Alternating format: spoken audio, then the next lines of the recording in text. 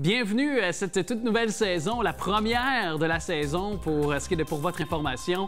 Très content de vous retrouver. J'espère que vous allez bien. Contexte un peu différent, même s'il est toujours pandémique, beaucoup plus rassurant et je trouve aussi rempli d'espoir quand même avec enfin cette lumière au bout du tunnel. On a de beaux sujets pour vous aujourd'hui. On parlera de la Journée internationale des aînés. C'est décrété depuis maintenant 30 ans. Tous les 1er octobre, on aura la personnalité Marie-Josée Longchamp et puis également Carole Saint-Denis, qui est de la table concertation régionale des aînés ici, évidemment, sur le territoire lavallois. On aura l'opportunité de parler avec Paul Rieu, qui est un auteur qu'on reçoit plus tard dans l'émission.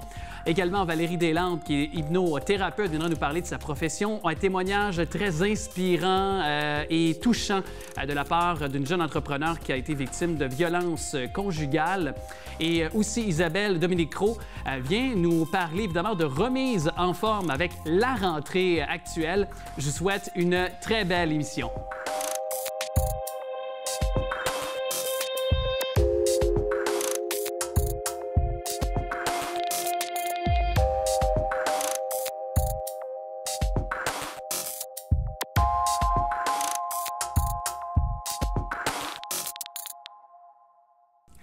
Avec notre auteur qu'on reçoit, c'est le volume 2 d'une trilogie, Les Amours insolites, et ce roman s'appelle Petite Léa. Monsieur Paul Rieu, auteur qui est avec nous, merci d'être là. Merci à vous. Évidemment, ce sujet qui va sur cette trilogie se terminer avec le volume 3 éventuellement, mais pourquoi un livre sur les relations amoureuses et insolites? Voilà, il se trouve que dans mon métier, j'ai été en contact avec beaucoup de jeunes et les relations humaines sont quelque chose qui m'a passionné. Et je me suis aperçu de la complexité qu'il y a, de tout ce qui peut en sortir, des bonnes choses comme des mauvaises. Et ça m'a intéressé de voir quelles étaient les motivations, ce qui poussait les gens à se mettre en couple, pourquoi, quelles conditions étaient les conditions requises pour que ça fonctionne. Et c'est donc pour ça que j'ai décidé, d'un moment donné, d'essayer d'écrire des histoires sur des relations amoureuses. Est-ce que, justement, vous avez dit, je me suis un petit peu inspiré de mon vécu, de mon travail, de mon contact. Est-ce que il y a peut-être un 50-50, c'est-à-dire une part de fiction, mais en même temps d'histoires de relations que vous avez eues, aussi d'histoires personnelles à travers les 2 premiers volumes qu'on peut actuellement lire? C'est une très bonne question parce qu'elle tombe tout à fait vraie. Le premier que j'ai essayé d'écrire et qui est en fait Petite Léa, qui est le premier que j'ai commencé à écrire, mais je me suis interrompu pour en écrire un deuxième, comporte une partie qui est effectivement personnelle, sur une première relation entre quelqu'un de timide qui un jour se trouve avec une jeune fille plus jeune qui le trouve à son goût et qui finalement va établir une relation avec lui, ce qui est effectivement mon cas dans la vie réelle. Ah oui, actuellement donc? Actuellement, mais ça fait 45 ans qu'on est ensemble. Wow! Donc l'amour n'a pas d'âge? Est-ce qu'on peut le dire comme ça? Ça a commencé quand même il y a 45 ans, mais disons que, effectivement, les relations, lorsqu'elles sont fondées sur des vraies valeurs, disons des communautés d'intérêt, de biens, d'affection, etc., ça peut durer. Ouais. Même si dans le quotidien, il y a souvent des occasions de conflit. Ouais, justement. Et comment on en arrive à être capable de faire... C'est une question un petit peu qui peut paraître cliché, mais comment on en arrive à faire maintenir cet amour-là, la faire croître, éclore à travers les années, parce qu'on dit que souvent les années, ça devient difficile de maintenir la flamme. Là. Tout à fait. Ça demande beaucoup de patience. Ça demande aussi une capacité d'analyser ses propres comportements, de comprendre les motivations qu'il y a derrière nous et d'en faire part à l'autre et que l'autre en soit capable. À ce moment-là, on peut trouver des ajustements. OK. Et c'est un petit peu, disons, non pas fonctionner sur des schémas classiques, sur des préjugés. Je sais qu'il suffit qu'une jeune fille soit jolie pour qu'on soit attiré, mais on imagine que parfois c'est la personne idéale, mais on ne se rend pas compte véritablement de sa personnalité. C'est une vision très superficielle et très temporelle. Ouais. Alors... Parce qu'à un moment donné, effectivement, inévitablement, la vieillesse arrive, on passe tous par là, mais en même temps, est-ce que aussi de négliger cet aspect-là parce que parfois d'aller à l'encontre aussi, si moi, dans mes critères personnels, on ne juge pas, là, on est en discussion évidemment, mais si dans mes critères, moi, c'est d'avoir, par exemple, oui, un niveau d'intellectuel, un niveau de relation, de conversation qui est quand même de niveau supérieur rehaussé, mais en même temps, je dois avoir une attirance envers mon partenaire ou ma partenaire. Ça, on ne peut pas le négliger non plus quand même. Alors, je vais faire le psychologue. Je vais vous dire qu'il y a eu un modèle psychologique qui a été fait qui disait que les relations humaines tournent autour de 3 choses. La passion, c'est-à-dire l'attirance, l'intimité, c'est-à-dire la communication sur des sujets, et la 3e, c'est l'engagement. Alors, si les 3 sont là, ça a des chances de se durer très, très, très longtemps. Mais souvent, si on analyse certaines relations, on s'aperçoit qu'il y en a une ou 2, ou même presque aucune des 3. Alors évidemment, ça a peu de chances de pouvoir durer. Ouais. Mais est-ce que par contre, vous, de par votre vécu, par vos échanges avec justement, vous avez dit être en contact et vous vous basez pour écrire vos livres, votre trilogie, est-ce que l'engagement est plus difficile de nos jours, selon votre perception, qu'auparavant, compte tenu des contextes, les sites de rencontres, il semble y avoir beaucoup plus de possibilités pour quelqu'un en couple et quelqu'un même de célibataire aussi? Oui, bien disons, ce qui se passe, c'est qu'on a des besoins. Ce qui nous pousse vers l'autre, c'est des besoins à combler. Ce qui pousse l'autre à aller vers nous, c'est des besoins à combler. Et quand on a l'impression que certains de ces besoins peuvent être comblés par l'autre, eh bien, il y a une relation qui s'établit. Le problème, c'est que, d'une part, ces besoins peuvent changer avec le temps. Donc, évidemment, à un moment donné, on devient des étrangers.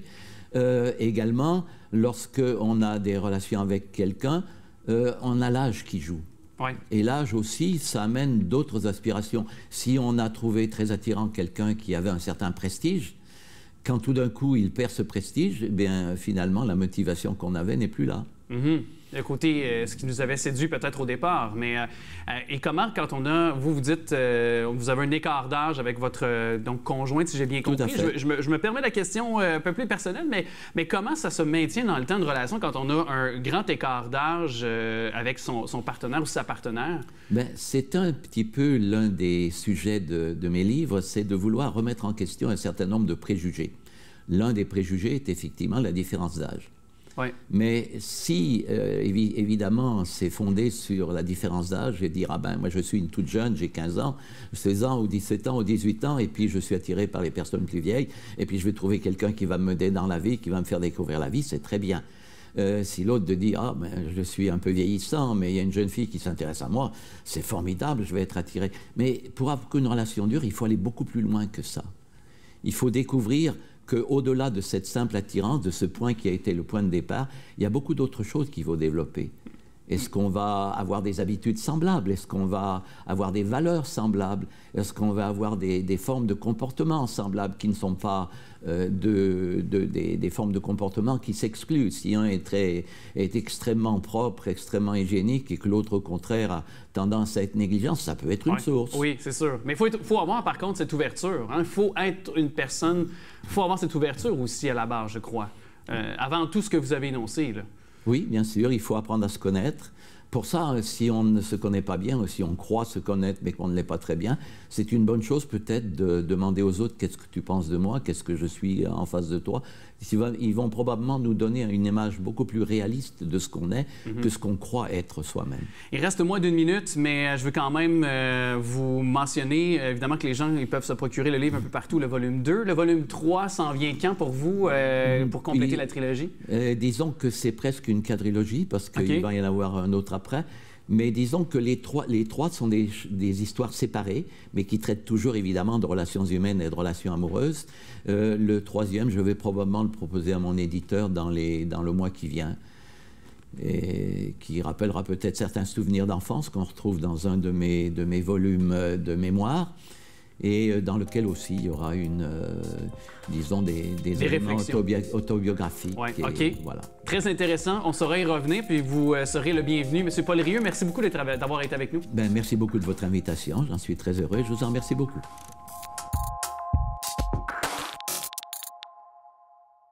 En 1991, il y a les Nations unies qui ont décrété le 1er octobre, donc la Journée internationale des aînés. Et bon, donc vous comprenez, vous faites l'addition 2021, donc 1er octobre prochain, 30e édition. Et on souligne le tout ici sur le territoire lavallois. C'est à l'échelle québécoise, mais évidemment, on va le signifier ici à l'échelle lavallois. Donc, parce qu'on a Carole Saint-Denis, Madame Saint-Denis, qui est directrice générale de la table de concertation régionale des aînés de Laval. Merci d'être avec nous. Et Madame Marie-Josée Longchamp, qui est une personnalité que vous connaissez, que vous avez vue dans votre télé, que vous avez entendue également à la radio et qui est la porte-parole nationale. Merci d'être avec nous, Madame Longchamp. Bien, merci pour votre invitation. Très content. Je vais commencer avec vous d'ailleurs. Et donc, votre rôle de porte-parole, pourquoi avoir accepté ce mandat-là, notamment? Je me le suis demandé. C'est dans ma nature de répondre oui. Si on a, je sens que j'ai ma place, qu'on a besoin de moi pour une raison. Moi, j'ai accepté parce que d'abord, ils m'ont dit que notre thème, on est présent. On est présent. Les aînés sont présents. Toujours présents, oui. Ça me ressemble beaucoup, ça. Parce que moi, je n'ai jamais compris le mot retraite, se retraiter, de quoi? Alors, c'est un honneur pour moi d'être la porte-parole cette année encore, d'ailleurs, parce que je l'ai été l'année passée, mais dans un contexte beaucoup plus compliqué l'année passée. Et puis, j'ai accepté parce que c'est important de montrer à quel point les aînés, d'abord, ce ne sont pas tous des gens qui sont fragiles. Il y a une toute petite portion de gens qui sont dans des CHSLD. La plupart des aînés sont des gens très actifs après 65 ans, dont on a besoin et qui ont eux aussi besoin d'être actifs tout au long de leur vie. Et quelque chose que je remarque et depuis quelques années, là, on tend à infantiliser nos personnes âgées. Et ça, je trouve ça déplorable. Je ne sais pas si vous avez cette même perception-là. Je suis contente que vous apportiez ce terme-là parce que ça m'a frappée, moi aussi. C'est pour ça que je dis aux gens âgés, c'est à nous de prendre notre place. Âgé, j'ai osé dire le mot âgé, parce que quand je parle avec mes petits-enfants et tout, que j'ai 74 ans, c'est sûr que je suis âgée. Mais aujourd'hui, la perspective de vie, il fallait jusqu'à au-dessus de 100 ans aujourd'hui. C'est pas rare, là. C'est devenu maintenant quasiment monnaie courante, là. C'est ça, c'est ça. Alors, c'est à nous de prendre notre place. C'est sûr que la pandémie qu'on vit encore a eu ça peut-être de... J'ose pas de dire le mot « bon », mais... ça a exacerbé, hein? Ça a exacerbé certains traits je pense, qu'on négligeait chez nos aînés, peut-être. Oui, avec tout ce qu'on a vu, qu'on lit encore dans les journaux tous les jours, d'ailleurs, c'est effrayant. Mais l'agisme, c'est quelque chose qu'on vit dans plusieurs métiers. Chez les artistes, mais dans plusieurs métiers aussi. Les gens, par exemple, voudraient travailler dans une carrière quelconque. Aussitôt que vous avez 55 ans et plus, c'est très mal vu. Alors qu'aujourd'hui, il n'y a plus de troisième âge aujourd'hui. Il y en a un quatrième âge. Alors, on est là. On fait partie de la game. Oui. Bien, on vous demande... qu'on connaît bien. On vous demande, les personnes âgées, pour venir supporter notre manque de personnel dans les écoles actuellement. On demande aux infirmières de revenir pour supporter, par exemple, parce qu'on manque de bras carrément. Donc, c'est pour vous dire à quel point l'expérience, la richesse, votre savoir est important aussi. Oui, et les gens un peu plus âgés sont très disponibles parce que là, les enfants ont grandi et tout, ils ont plus de temps. Ces personnes-là ont plus de temps à donner et à travailler, ou dans le bénévolat, bien sûr. Ce qui a beaucoup manqué, la main-d'œuvre dans le bénévolat a manqué pendant la pandémie. Oui. Alors, on est là, on est en forme, on est plus jeune que jamais. Il y a des exemples qu'on voit souvent à la télévision de gens très âgés qu'on a vus dans les séries qui sont des gens célèbres comme Antonine Maillet, Jeannette Bertrand. Gilles Renaud également, M. Quel âge a-t-il, Gilles? C'est un septuagénaire. Il a 73 ou 74 ans. Il a mon âge. Ah, il a votre âge, OK. Oui, moi, j'ai 74 ans. Il y a des gens comme moi, par exemple, qui ont 74 ans, qui sont en super forme, qui s'entraînent, puis qui ont plein de projets. Il y en a plein. Il y en a plein. Alors, ça m'a fait plaisir d'être peut-être une personne parmi tant d'autres que je représente. Et donc, il faut nous mettre en lumière et on est là pour rester et pour collaborer aussi, bien sûr, avec toutes les générations. C'est important, puis merci de l'avoir mentionné, ce message-là. Puis je me tourne vers Mme Saint-Denis parce que à l'occasion de cette journée du 1er octobre prochain, il y a une multitude d'activités pour les personnes aînées qui nous écoutent actuellement, là. Oui, on a beaucoup. Puis nous, notre mandat à la table, c'est entre autres de mettre en évidence et de promouvoir cette Journée internationale des aînés-là. Donc, on organise une activité hybride. Donc, on aura des invités sur place qui sont nos membres accompagnés d'un aîné de leur entourage. Mais on veut rendre accessible et visible cet événement-là à l'ensemble de la population. Donc, c'est diffusé en direct le 1er octobre dès 10 h. Il faut s'inscrire via une plateforme pour recevoir le lien pour pouvoir assister à cet événement-là. C'est peut-être un petit peu long à nommer, mais vous allez sur notre page Facebook, mais c'est castio.com/Journée internationale des aînés.com. Okay. Mais vous aurez le lien. On le mettra au montage. On le mettra. Oui, c'est ça. On le mettra. C'est une table ronde qui donne la parole aux aînés, qui va parler de différents sujets, mais c'est aussi une conférence. Mme Longchamp parlait de l'âgisme qui est très important d'aborder. Mme Denise Denis du groupe Présage va venir nous en parler. Puis on aura une allocution de Mme Longchamp, notre président régional d'honneur, M. Marc Demers également. Oui, qui est là, effectivement. Puis est-ce qu'il en sera allusion aussi de ces, par exemple, cas de maltraitance chez les personnes aînées? J'imagine que ce sera un sujet qui sera aussi abordé. Oui, bien en fait, on ne veut pas entrer dans les statistiques, une conférence trop lourde ou trop technique. Donc, c'est vraiment de démystifier le vrai du faux, d'aborder des situations réelles, concrètes, mais de voir comment on peut mieux vivre notre âge aussi. Oui, parce qu'il y a... Comme Mme Longchamp, c'est tellement une belle référence et un bel exemple. Moi, je veux vieillir comme elle. Bien, moi aussi, j'aimerais ça aussi, vraiment. J'aimerais ça aussi, vraiment. Puis est-ce que, parce qu'il y a également cette journée du 1er octobre, mais il y a aussi une semaine ici sur le territoire lavallois, je veux quand même prendre quelques minutes pour le souligner aussi. Oui, tout à fait. Donc, la table régionale travaille en collaboration avec la Ville de Laval. Donc, depuis quelques années, il y a effectivement la Semaine lavalloise des aînés. Donc, la Journée internationale des aînés amorce cette semaine-là. C'est du 1er au 7 octobre et on a plusieurs de nos organismes membres qui collaborent à cette programmation-là en présentant des activités à la population en général, majoritairement virtuelles encore cette année, là, par la force des choses. Mais on aura quand même des activités en présence. Donc, ce sera à voir cette programmation-là qui va être annoncée prochainement. Sur le web. Oui. Bien, c'est à surveiller. Merci beaucoup d'être passé dans nos studios. Puis je vais juste prendre, il me reste quoi, à peu près 1 minute au plus, mais je veux juste souligner le travail colossal et merveilleux que vous faites avec votre comparse sur scène, Mme Béatrice Picard, qui est une autre personne âgée, mais personne aînée qui est vive, qui est encore une femme d'action et de tête. Hein? Oui, parce que ça se passe dans la tête. La tête, ensuite, on décide, et c'est une personne.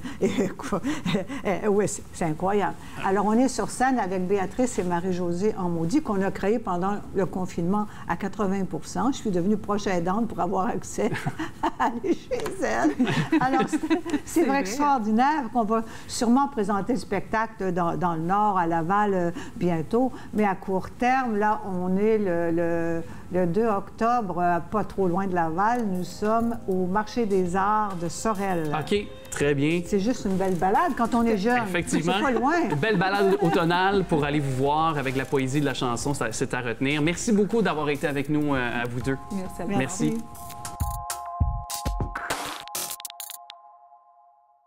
Il est le chef d'orchestre et directeur artistique de l'Orchestre symphonique de Laval, dont la rentrée s'effectue ces jours-ci. Très content de parler avec M. Alain Trudel. Bonjour, M. Trudel. Bonjour, M. Trudel. Enchanté. Aucun lien de parenté, il faut le spécifier, mais j'en serais honoré, je tiens à le dire quand même. Oui. 2 affaires qu'on va régler en partant. Premièrement, vous avez une belle chevelure. Est-ce que c'est toujours avec un chef d'orchestre, il me semble, il faut que la chevelure elle bouge? Non. C'est pas volontaire. Et puis c'est pas voulu, hein. J'essaye de les placer. Je pense qu'ils devraient avoir leur propre adresse sur la rue de ces cheveux-là. Okay. Pas beaucoup. Et il y a mon caméraman Daniel qui est jaloux parce que lui, il n'a plus de cheveux, mais ça, c'est une autre histoire aussi. Mais... C'est un autre épisode, hein? Ouais. Hey, je veux vous poser cette question-là qui peut paraître un peu banale en partant, mais comment on assure la distanciation sur la scène? Parce qu'on s'entend qu'un orchestre symphonique, c'est beaucoup de musiciens qui d'habitude sont à côté l'un de l'autre. Et on le sait, les cuivres d'un côté, par exemple, l'arrangement, les cordes, violon d'un côté. Et évidemment, ça a toute son importance quand on veut faire un morceau de musique classique. Donc, comment on s'assure d'avoir la même qualité puis de respecter les normes sanitaires? Bien, c'est sûr qu'on suit la santé publique. Donc, si on dit 2 mètres de distance, bien, c'est 2 mètres de distance, 1 mètre, c'est 1 mètre. Pour nous, c'est sûr que c'était tout un apprentissage, pas juste pour nous, mais pour tous les orchestres. d'apprendre à jouer, par exemple, au violoniste à 2 mètres de distance quand il joue même pas 1 mètre normalement. Il est sur le même lutrin, mais donc il y avait chacun leur lutrin. Mais je veux dire, les musiciens, je veux dire, s'ils ont de l'oreille, ça paraît drôle à dire parce que c'est assez évident, là. Mais ouais, il a fallu trouver d'autres repères, puis trouver ça. Maintenant, on est habitué, parce que ça fait 1 an et demi, mais quand même, ça prend un certain temps. Oui, bien, puis pour le spectateur, ça n'a pas d'incidence sur son expérience en salle, puis non plus sur les morceaux qui va... ou l'espèce de... Parce que c'est une expérience, hein, la musique classique, on va se le dire. Absolument. Aussi. Donc, ça n'aura pas aucune incidence sur le résultat ou peut-être... son goût de la musique classique et de pouvoir peut-être profiter de sa soirée. Bien, écoutez, moi, ce que je vous dirais, c'est qu'il n'y a aucune différence, naturellement. Il n'y a aucun danger, là, au point de vue de la santé non plus, parce que tout le monde est en distanciation. Puis nous, on prend la température à chaque fois, tout ça. Donc, ça, c'est bien. Mais effectivement, le concert, nous, on a joué comme plusieurs autres groupes où on faisait des vidéos. En fait, on en a fait beaucoup. On a même fait des films symphoniques que les gens peuvent voir en extrait encore, là.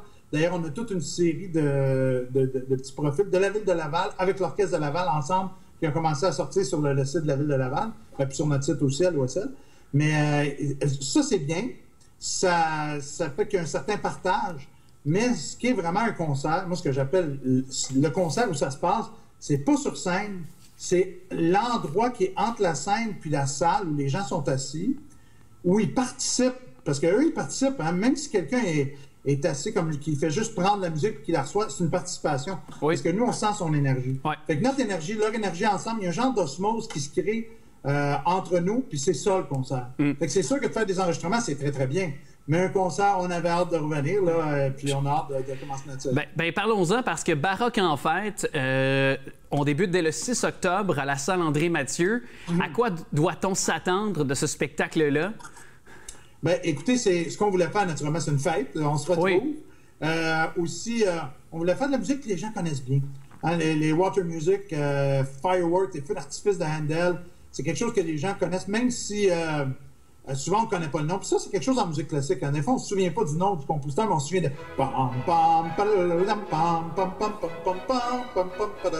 Ah oui, OK, c'est dans Water Music. Je vous engage comme DJ.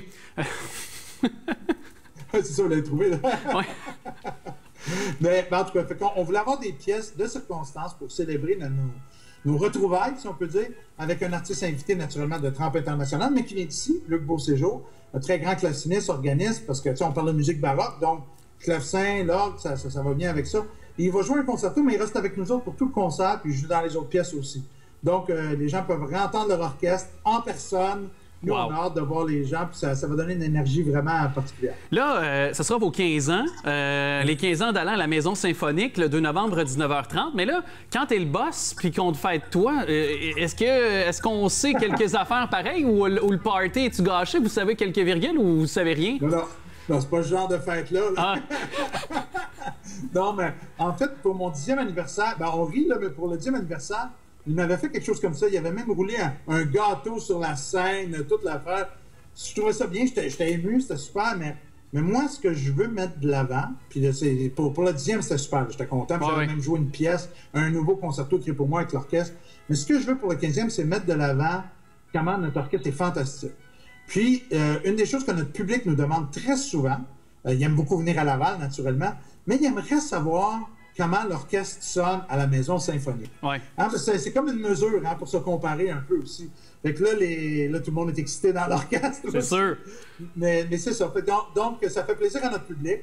Je voulais aussi mettre des pièces qui mettent de l'avant la virtuosité de nos musiciens. C'est peut-être des compositeurs moins connus, mais chacune des pièces met la virtuosité. C'est beaucoup basé sur le folklore, sur les variations. Il y a un nouveau concerto pour flûte, une première mondiale, compositeur québécois, Airat Ishmuratov.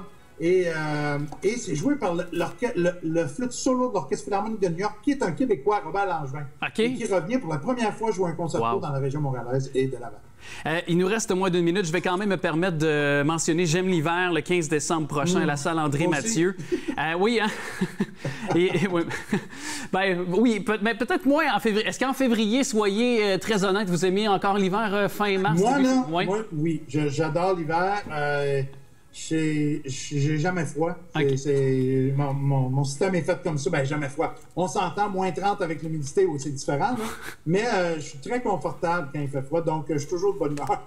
Mais oui, Geneviève, ce qu'on voulait faire, c'est pas nécessairement un concert de Noël, c'est pas un concert juste folklorique, c'est des trucs qui nous représentent. Donc, oui, le folklore, oui, des trucs comme Casse-Noisette, mais oui, le hockey aussi. Oui. On joue une pièce qui s'appelle la partie de hockey. Wow! Ouais, je vais être là.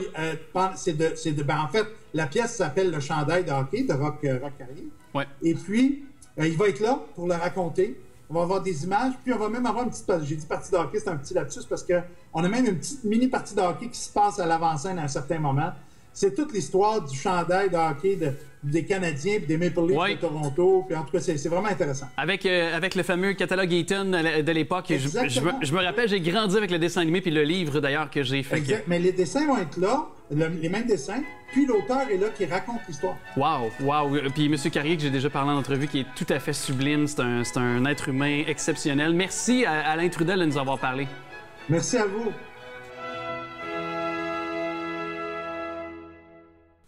Il est hypnothérapeute et aussi détient sa propre clinique, donc évidemment, Soi Global Santé en la matière. Je suis très content de l'accueillir. C'est pour la première de la saison, Valérie Deslandes, une nouvelle chroniqueuse. Salut! Bonjour Alexandre.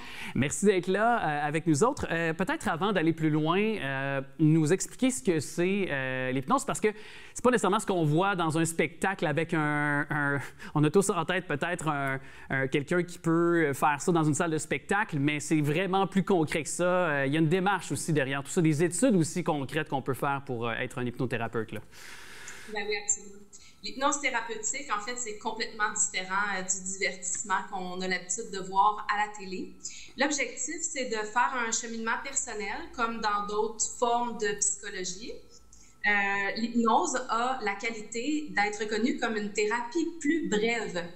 Donc, l'hypnose est un outil thérapeutique qu'on utilise pour soulager les gens plus rapidement ou les aider à atteindre un objectif spécifique.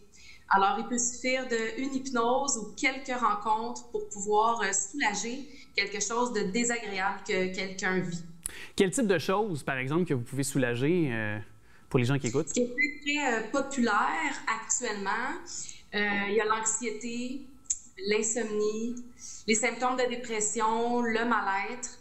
Il y a eu aussi récemment un peu plus de deuil relié au travail, relié aux personnes décédées, évidemment, relié à toutes sortes de décisions qui sont prises face à un sentiment d'impuissance. Sinon, ben, l'hypnose, il y a des choses vraiment spéciales qu'on peut faire qui ne se font pas ailleurs, comme les trucs un peu plus farfelus, là, comme se ronger les ongles, se libérer de poids. Les trucs qu'on se dit, qui peut m'aider pour ça? Puis l'hypnose, étant donné qu'on travaille vraiment à différentes places dans notre cerveau, peut aider pour des choses comme ça. Alors, on fait pas mal tout ce qui se fait en psychologie. En fait. OK. Je lisais, est-ce que c'est une légende urbaine, même retrouver sa libido? Quelqu'un qui aurait perdu sa libido, c'est-tu vrai, ça? Ou Ben ouais, c'est pas une légende urbaine du tout. C'est certain, l'humain a une énergie très, très forte à l'intérieur d'elle. Ben, c'est l'énergie sexuelle, c'est certain. Fait que, ben, au niveau de la libido, il y a plusieurs choses à regarder, évidemment. Puis, ben, c'est sûr qu'avec un changement de perception et évidemment, parfois, certains changements dans la vie, par l'action ou dans l'environnement, oui, absolument, c'est quelque chose qui se fait. OK. Puis, votre intervention, par exemple, ou vos interventions auprès d'un patient, ça s'effectue, c'est vraiment dans la tête, dans le cerveau principalement, ou il y a d'autres interventions? Bien, en fait, nous, on dit client, excuse-moi, Alex, juste parce qu'on n'est pas docteur. Oui, OK. Alors, les hypnothérapeutes chez Global Hypnose sont lourdement diplômés au privé, en alternatif. Donc, on reçoit des gens, on reçoit des clients. Et puis, oui, quand on utilise l'outil de l'hypnose, ben c'est dans ce qu'on dit, c'est dans ce que le thérapeute utilise comme formulation, comme symbolique, comme chemin, comme protocole, si je peux dire, pour en venir à amener la personne à faire un chemin précis. basé sur un protocole, mais qui quand même reste personnalisé à chaque fois. J'ai jamais fait 2 fois la même hypnose parce que durant l'hypnose, il y a de la conversation aussi la majorité du temps. Nous, on utilise l'hypnose humaniste. Donc, on parle avec nos clients et donc l'hypnose devient personnalisée et sort même de ça un outil précieux que nous, on nomme l'auto-hypnose, que les gens peuvent refaire à la maison pour renforcer le travail qu'ils font avec nous. Ouais, c'est très intéressant. Puis donc, la personne est comme dans un état... c'est parce qu'on a des images en tête, je reviens un peu à la salle de spectacle, là, mais tu sais, comme on peut voir, mais est-ce que la personne est comme un peu en transe ou dans une forme d'état second, donc n'est pas tout à fait présente, là. Tu comprends ce que je veux dire? Un état semi-comateux, peut-être? Je sais que c'est peut-être pas les bons termes, là, mais quand même, tu comprends l'image, là? Oui, il y a transe hypnotique. Nous, on voit les signes de transe. C'est parfois plus léger. Il y a des personnes qui vivent ça plus légèrement, d'autres plus profondément. Une chose est certaine, c'est qu'en hypnose humaniste, on veut surtout rendre les gens plus conscients. Alors, souvent, on les garde assis. On ne leur demande pas de se coucher. Puis ça fait que la personne, elle se dissocie pas d'elle-même. Elle reste très associée à elle-même parce qu'elle contribue grandement au travail et à l'avancement durant la séance d'hypnose. Mais oui, on reçoit toutes sortes de beaux commentaires, de légèreté, de se sentir mieux, complètement libéré. Fait que oui, il y a un espèce d'état. Le plus drôle, c'est quand les gens me disent « Là, tu me parles, mais t'es-tu déjà en train de m'hypnotiser? Je me sens bizarre. » Ça, c'est bien aussi, c'est le fun. Ça démontre que la personne est vraiment sensible à notre langage. Donc, c'est vraiment dans le langage. Puis la personne, oui, présente certains signes de transe, mais rien à voir avec ce qu'on voit là, en spectacle. Ah, et est-ce que tu promets que tu n'as jamais recours à ça dans ta vie privée, c'est-à-dire avec tes amis, tes proches? Non, tu ne les hypnotises pas, non? Ben non, pas du tout.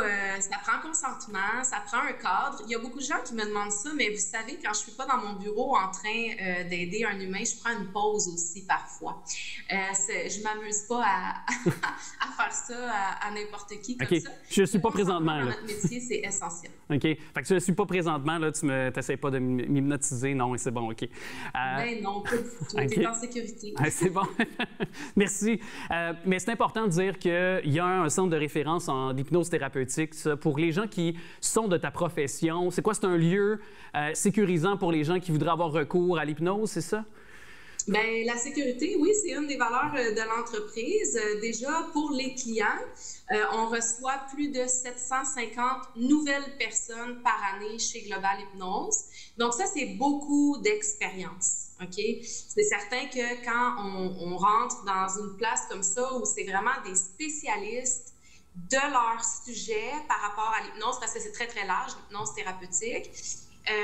Alors oui, c'est ça. On est une grande équipe. Puis la sécurité, elle est au niveau des thérapeutes aussi parce que c'était le but du centre. C'est le premier centre de référence en hypnose thérapeutique. Donc, le but, c'était d'offrir aux thérapeutes un endroit avec une ambiance parfaite pour travailler en équipe dans des lieux convenables. On a besoin de tranquillité en hypnose.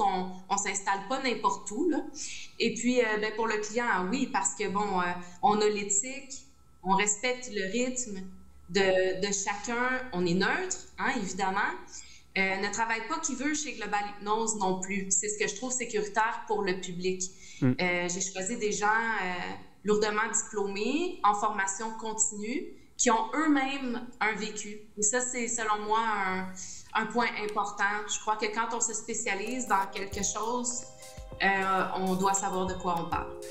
C'est bien entendu. Puis merci d'avoir pris le temps. Justement, tu savais de quoi tu parlais, c'est clair. Valérie Deslandes, on te retrouve très bientôt. Merci beaucoup d'avoir été avec nous. Merci à vous.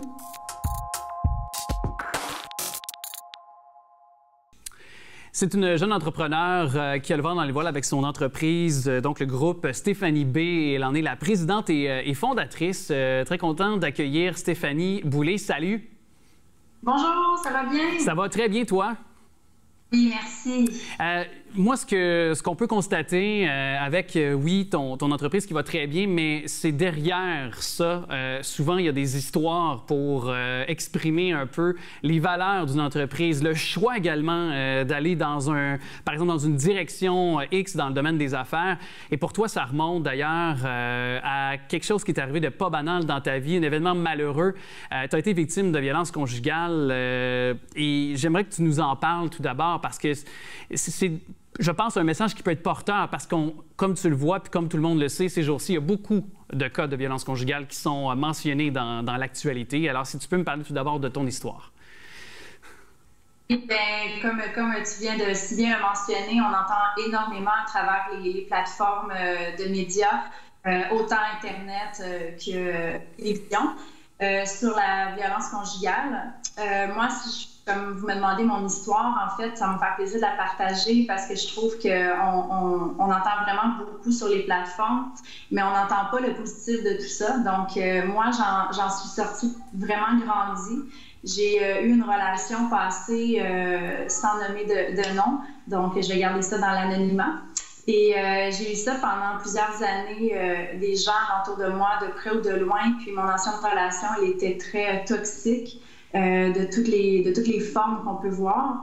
Et j'avais perdu justement espoir à travers les hommes, les gentilshommes de ce monde. Donc, je me suis quand même retrouvée démunie de moi-même. Je me trouvais plus, je savais plus qu'est-ce que je valais. Et je me suis retrouvée à aller voir des psychologues, à aller chercher de l'aide, justement pour pouvoir m'en sortir, pour me dire qu'il y en a des bons hommes à travers le monde, puis que malheureusement, oui, il y en a des mauvais à travers tout ce qu'on voit en ce moment. Mais il faut quand même garder l'espoir que les bons hommes, il y en a encore aujourd'hui. Puis moi, j'ai été chercher toutes les formes d'aide qu'on peut avoir pour sortir de ça. Oui, puis parlons du fait que des formes de violence, c'est autant psychologique, où on pense souvent à physique quand il y a des féminicides, parce que c'est ce qui nous frappe quand c'est des tragédies comme celle-là.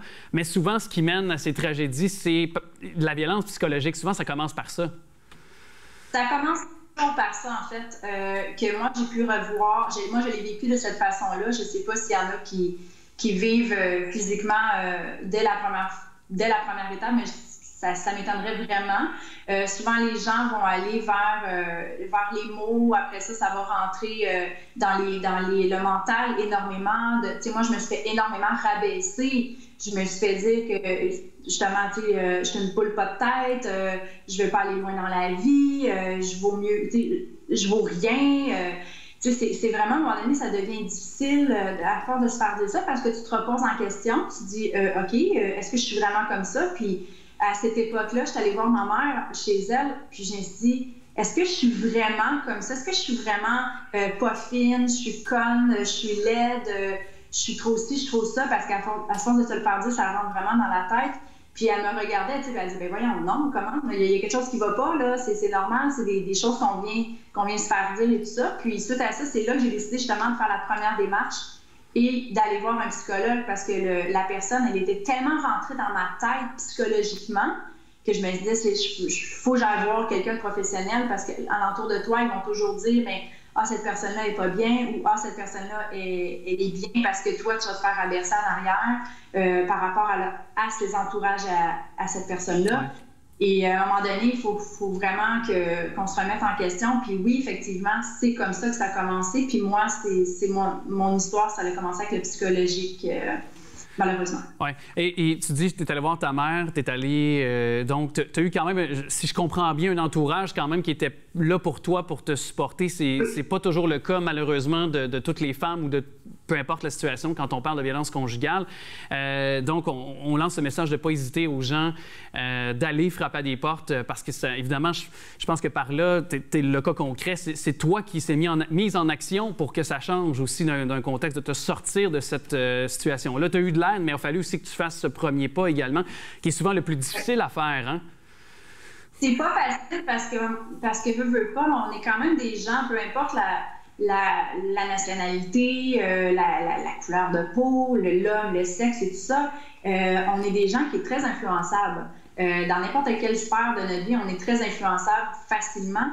Puis quand tu te fais dire des méchancetés à la journée longue, que tu n'es jamais assez bien ou jamais correct dans tes actions, ça rentre dans la tête. Mais oui, tu as beau en parler, comme moi j'ai fait dans les débuts, parce que c'est la première solution qu'on a en tant qu'humain, c'est d'aller consulter nos proches. Mais moi, j'ai remarqué que oui, les proches sont là, ils vont nous aider. Puis souvent, c'est qu'ils vont prendre parti pour nous parce qu'ils nous aiment, puis ils sont présents et tout ça. Ils vont vraiment vouloir qu'on ne tombe pas dans le fond du baril. Mais moi, j'ai dit, je ne peux pas juste me fier à eux, il faut que j'aille plus loin. Puis c'est là que j'ai pris les devants et dire, il n'y a personne qui peut le faire à ma place. Il n'y a personne qui peut dire, OK, aujourd'hui, c'est vraiment, là, j'ai été au bout de mon échelle, c'est terminé, je suis plus capable, c'est lourd.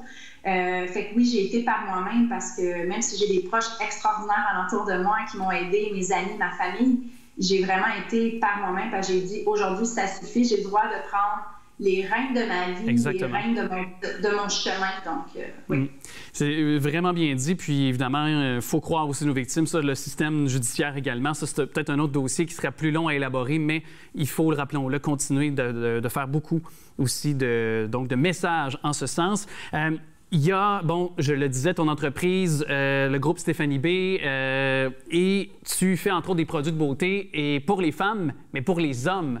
Donc, tu t'es pas arrêté avec ton expérience négative auprès de la gente masculine. Tu t'es vraiment donc focalisé pour créer le beau finalement, même si tu avais donc peut-être vécu quelque chose de négatif. C'était important pour toi, ça? Oui, parce que, en fait, j'ai réalisé que c'est un processus quand même qui prend du temps, puis je vais l'avouer, mais je suis encore aussi traumatisée, je suis quand même sensible à travers ça. Là, on s'entend qu'on veut tellement pas de mal à personne, puis, tu sais, je suis quand même marquée de mon passé, mais c'est ça qui me fait avancer, puis c'est ça qui me dit, il n'y a pas juste des gens qui sont pas honorables, il y a des gens qui sont méchants, malheureusement, mais qu'il faut aller de l'autre côté. Puis j'avais un devoir en tant que femme parce que souvent, par rapport à mon métier, les gens viennent se confier à moi parce qu'ils savent très bien que j'ai passé quand même à travers cette situation-là qui est malheureuse, mais sans rentrer dans les détails avec mes clients.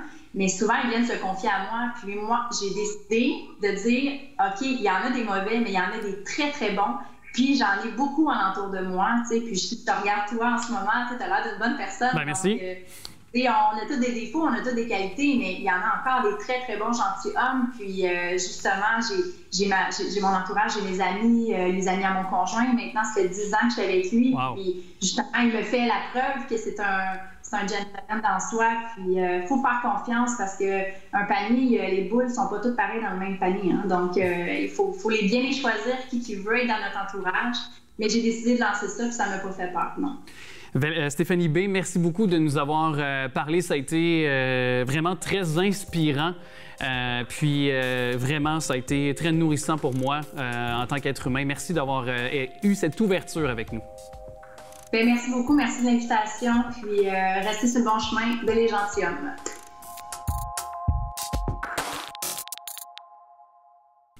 Isabelle, Dominique Cros, salut!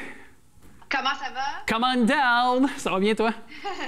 Ça va bien. Quel honneur, quel plaisir de se retrouver. Hey, moi aussi, vraiment. Hey, puis je pense que je suis encore essoufflé de notre dernière chronique à la fin du printemps. C'est vrai, on avait bien fait ça. On a eu une belle réception de cette chronique. Oui, vraiment. Puis là, avec l'automne, c'est pas mal le temps ou jamais d'aller admirer les couleurs. Et oui. Tu veux nous proposer la rando. Puis justement, est-ce que la rando peut, en termes d'énergie, tu sais, si on fait par exemple quotidiennement un 5 km, est-ce que si on fait un 5 à 7 km dans quand même une bonne montée, un bon dénivelé, est-ce que ça peut venir dépenser le même niveau d'énergie, le même niveau de calories ou c'est pas comparable? Tu me poses souvent des questions un peu colles, tu sais, dans la mesure où... Et ça me fait plaisir d'ailleurs. Comment? Et ça me fait plaisir de t'en poser des questions colles. Oui, j'aime ça. À chaque fois que je suis comme, ben là, j'ai une réponse prête, tu m'amènes une nuance à ta question. C'est sûr que s'il y a une surface qui change, qui monte, ça rend l'exercice plus difficile.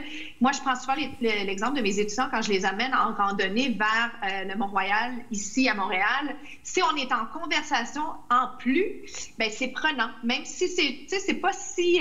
ça monte pas à pic, mais c'est prenant. Et effectivement, il y a un workout qui est différent que si c'est complètement plat. Mais ce que j'encourage toujours les gens à faire, c'est d'abord d'y aller avec ce qu'ils souhaitent. Donc, si c'est une remise en forme, ils recommencent. Si c'est de commencer à penser à marcher plus longtemps, si c'est juste pour se changer les idées, profiter de la nature, chacun a ses intentions. Je trouve que c'est une belle occasion de renouveler, avec une nouvelle routine, un entraînement différent peut-être de ce qu'on a fait cet été ou une continuation, parce que des fois, l'été, on a envie de bouger parce qu'il fait beau, il fait beau, on est à l'extérieur, c'est plus facile, on va dire, entre guillemets, c'est jamais facile, mais c'est plus facile. Là, l'automne, c'est pas l'automne, mais ça s'en vient dans pas long, bien, il fait sombre plus vite, la température change, il faut penser à, OK, si je bouge, est-ce que ça me va de continuer à le faire à l'extérieur? Est-ce que je vais transitionner éventuellement vers un entraînement intérieur? Ça te prend des vêtements. On est dans une transition. C'est ça, ça te prend les vêtements aussi pour venir avec, parce que, comme tu dis, ça peut être variable d'une journée à l'autre, côté météo aussi. Oui, cela dit, je trouve que la marche, ça prête bien parce que c'est très peu coûteux, puis je trouve que pour commencer, ça demande aucun équipement. Tu peux le faire avec tes amis, en famille, avec le chien. Tu peux décider que c'est juste vraiment bref, 1 heure. Puis 1 heure de marche, c'est quand même 1 heure de marche. Mais je peux partir, prendre la voiture, aller à l'extérieur de Montréal, découvrir tous nos beaux parcs. Exact. Puis je peux prendre des pauses si j'ai besoin. Je peux m'amener une collation si j'ai envie que ce soit, vraiment comme sympathique. Je m'amène un pique-nique, un lunch. Alors, je trouve que ça devient quasiment une expérience. On profite de la nature, on prend du temps avec les gens qu'on aime. On a la chance de redécouvrir le Québec. Exactement. Et ça, c'est précieux. C'est vraiment précieux. Je pense que la COVID nous a ouvert les yeux à ça. Nos villes, nos quartiers, on n'a qu'à penser le centre de la nature ici à Laval, qui est majestueux pour ça. Il y a des beaux sentiers pédestres pour l'avoir arpenté. Mais d'ailleurs, parlant de marche, parce que moi, je suis un adepte de rando aussi.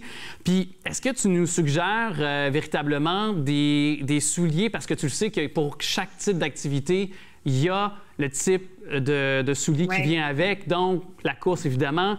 La technologie est là pour la marche. Donc, est-ce que tu as justement des suggestions à faire côté souliers de marche pour les gens qui nous écoutent, pour peut-être optimiser l'expérience, que ce soit plus agréable? Honnêtement, je n'ai pas de recommandations à proprement dit pour les souliers. Je dirais un support au niveau de la cheville. Ce que je conseillerais aussi, c'est... Mon message, c'est souvent ça. Achetez rien avant d'être convaincu que vous allez utiliser l'équipement. Même chose pour les chaussures, parce qu'une bonne paire de chaussures de marche, ça peut être dispendieux. Si on choisit le modèle qu'on veut absolument, je dirais juste plutôt, c'est sûr qu'on veut un soulier qui offre un certain support. On veut une paire de chaussures qui n'est pas super vieille, mais... après ça, je conseille aux gens d'aller vraiment voir les spécialistes, aller pour courir, aussi, aller dans les magasins qui vont pouvoir vous encadrer, vous conseiller avec, en plus, des fois, il faut mettre quelque chose dans le soulier. Donc, souciez-vous moins de ça. Je dirais c'est plus... Bien, c'est important aussi, c'est sûr que c'est important, mais je dirais plutôt, lancez-vous dans les activités en vous préparant peut-être durant la semaine. Si je veux faire une longue escapade en fin de semaine, bien, le mieux, c'est que physiquement, je me prépare. N'importe quel objectif d'entraînement, oui, c'est juste, entre guillemets, de la marche, mais si c'est pour plus longtemps, si il se met à pleuvoir, si, je me perds, je souhaite ça à personne, mais si jamais ça arrive, physiquement, il faut être un petit peu prêt à l'éventualité qu'il faut préparer le plan B. Ben oui, tout à fait. Puis si on va faire un 15 km de marche, bien, marcher 2-3 occasions, des 5, 6, 7 km, augmenter graduellement la distance pour être réchauffé fin prêt. Plus plaisant. Ben oui, je t'interromps, je suis trop emballée. Mais effectivement, on pense que la marche, on n'a pas besoin de se préparer, mais il faut le faire. Il faut prévoir peut-être un petit moment encore au début pour préparer son corps, à la fin, si c'est possible, des étirements, principalement bas du corps. Alors, je focuserais plus là-dessus, peut-être faire les réservations parce que dans l'ère du temps dans lequel on est, on ne peut pas être aussi spontané que ce qu'on pouvait il y a 1 an et demi. Donc, réserver, est-ce qu'il faut avoir accès pour le parking, à une réservation pour un parc, puis planifier peut-être des petites collations santé pour être sûr qu'on a l'énergie pour passer au travers de ce qu'on pense que ça va être ou si c'est plus long. Une chose que tu nous rappelles souvent, et ce sera le mot de la fin, mais que je trouve intéressant parce que oui. On fait toujours, on bouge, tu nous donnes plusieurs suggestions, mais le rapport à la qualité de vie, le bien-être qu'on en retire et ça, d'être en nature, tout ça, c'est important aussi. Oui, c'est magique. Puis je trouve que j'utilise beaucoup le mot magie durant cette période de l'année, la rentrée. La rentrée, s'allonge toujours un petit peu parce que c'est la rentrée des médias, c'est la rentrée des cégepiens, après ça, tous les étudiants universitaires, ensuite primaire, secondaire. Donc, on est encore un peu dans ce bel élan. Il faut profiter parce que c'est la fin de l'été, bientôt début de l'automne. C'est excitant. On a envie de vraiment bien utiliser les 4 mois, presque 3 mois qui vont nous rester et pourquoi pas aussi joindre l'utile à l'agréable. Alors, on a besoin de faire bouger un peu plus, par exemple, notre animal de compagnie qui est en train de s'ajuster au fait que nous, on est moins là. Bien, pourquoi pas l'inclure et peut-être l'amener dans un parc un peu plus loin que là où on va d'habitude? C'est vraiment, c'est magique, c'est précieux, c'est cette qualité de vie qui, on espère, on va pouvoir la garder longtemps, longtemps, longtemps. Et des fois, les gens sous-estiment la valeur d'une bonne marche, mais les bienfaits là, sont immenses. Ils sont prouvés. Et nombreux. Ouais. Oui. Exactement. Isabelle Dominique-Cros, merci de nous avoir parlé. Ça a été un grand plaisir. Quel bonheur d'être de retour. Bonne rentrée. Moi aussi. Vraiment content de te savoir là. Bye-bye.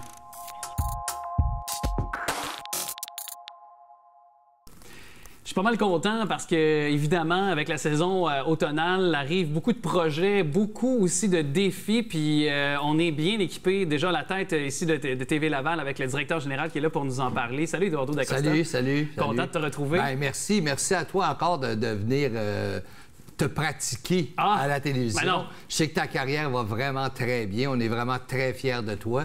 Puis d'avoir la chance encore de travailler avec toi, c'est vraiment très apprécié. Bien, merci à toi de ta confiance, à toute l'équipe aussi. Je tiens aussi à le dire, je renvoie ça part de la tête, hein, ça part. C'est vraiment une relation de confiance, puis je tiens à te remercier. Cool. Et cette relation de confiance aussi qu'on a avec les gens de Laval, ça se continue cet automne. Bien, c'est de mieux en mieux.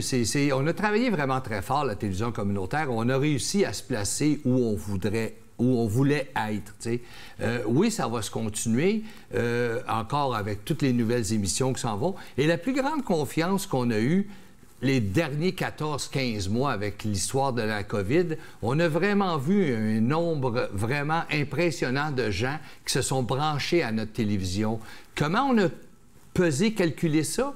Facile. Exemple, le bingo. On est passé d'un nombre de cartes qu'on vend tant par semaine avec la COVID à presque doubler. Mais ça, c'est pas les mêmes gens qui ont acheté cette carte-là. C'est vraiment, il y a un grand... Des nouveaux joueurs. Absolument. Et c'est le bouche à oreille qui fait vraiment qu'on est capable de voir. Et ces gens-là continuent à rester branchés sur la télévision régionale.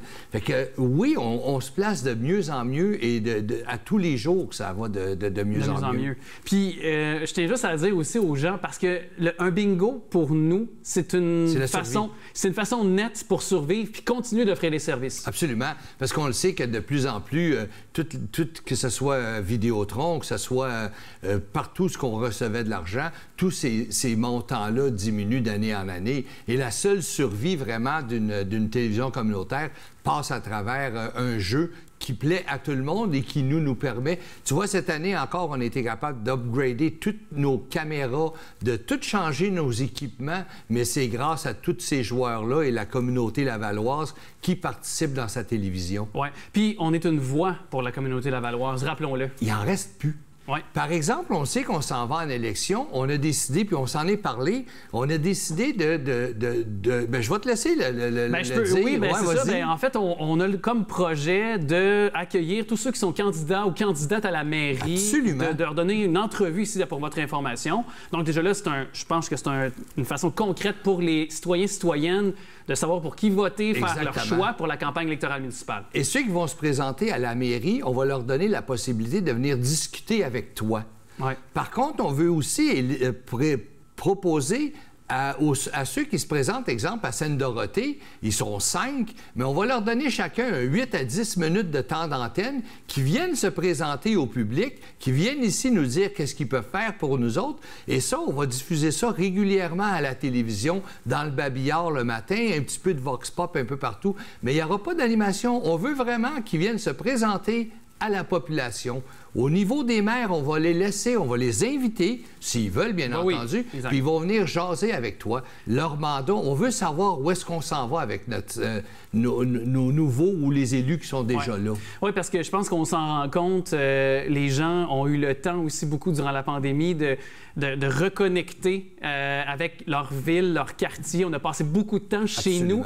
Alors, je pense que les enjeux qui, peut-être auparavant, étaient peut-être moins dans nos préoccupations, là, je pense qu'ils ont pris une nouvelle importance. On comprend maintenant. On comprend le gars qui veut dire, je sais pas, à Laval-Ouest, nous, on veut faire ci, on va faire ça. Mais je le comprends. Pourquoi? Parce qu'il a vécu les 18 derniers mois dans son quartier avec les gens.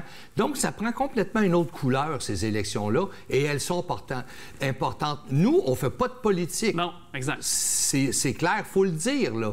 Mais on veut, en étant Lavallois aussi, connaître tous les gens qui vont venir parler de ça. Oui, exact. Puis, tu sais, je fais juste brièvement faire une parenthèse aussi pour dire qu'on a parlé, on a réalisé une série de capsules aussi sur l'histoire de Laval. C'était magnifique. Oui, j'ai vraiment aimé ça, faire ça, avec Alain, le réalisateur, caméraman, Daniel aussi, qui a travaillé très fort. Fait que, tu sais, on est là quand on dit on donne une voix, mais aussi on donne un aspect, un sens aussi à l'histoire de la ville, à toutes ces virgules. Alors, c'est important aussi de le rappeler. Tu sais, TV Laval, c'est un petit peu comme le métier que tu fais. On a juste besoin, comme toi, un jour, tu as des nominations, tu veux être reconnu par tes pairs.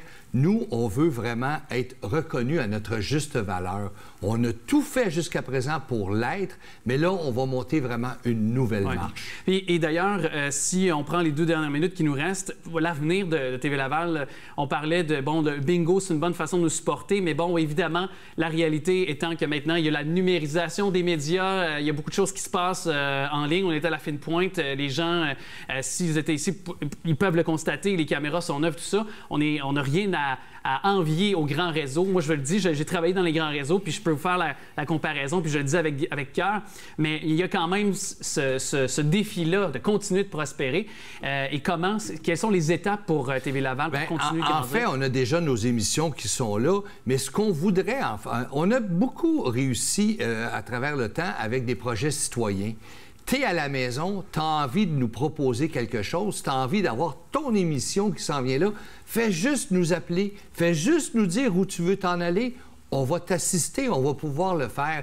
On a besoin de tous et chacun. Et le plus grand défi de TV Laval pour l'année qui s'en vient, c'est de parler aux communautés. Il n'y a pas juste des Québécois ici. C'est vrai. Il y a beaucoup de Portugais, il y a beaucoup de Grecs, il y a beaucoup d'Italiens. On veut les voir. On veut les voir à la télévision et c'est là qu'on veut s'en aller. On veut les entendre. Absolument, absolument. Surtout les entendre, bien entendu. Oui, sans aucun doute. Bien, merci beaucoup, Eduardo, d'être venu nous voir. Puis, tu repasses quand tu veux. Tu viens nous voir, nous taper ses doigts sur le mérite. Merci pour l'invitation. Merci à toi. J'espère que ça vous a plu. C'était la première de la saison. On se retrouve bientôt, évidemment, pour une autre édition de Pour votre information. En tout temps, on aime vous lire. Vos commentaires, vos suggestions sont très pertinents et c'est facile pour vous de l'acheminer au tvrl.ca. Notre page Facebook aussi, en tout temps, très interactive pour vous. Je vous dis à très bientôt. Entre-temps, retrouvez-nous tous les dimanches 9h30 pour le Bingo TV Laval. 3 000 $ à gagner, entre autres, cette semaine, dont 2 500 $ pour la carte pleine. Allez, à bientôt.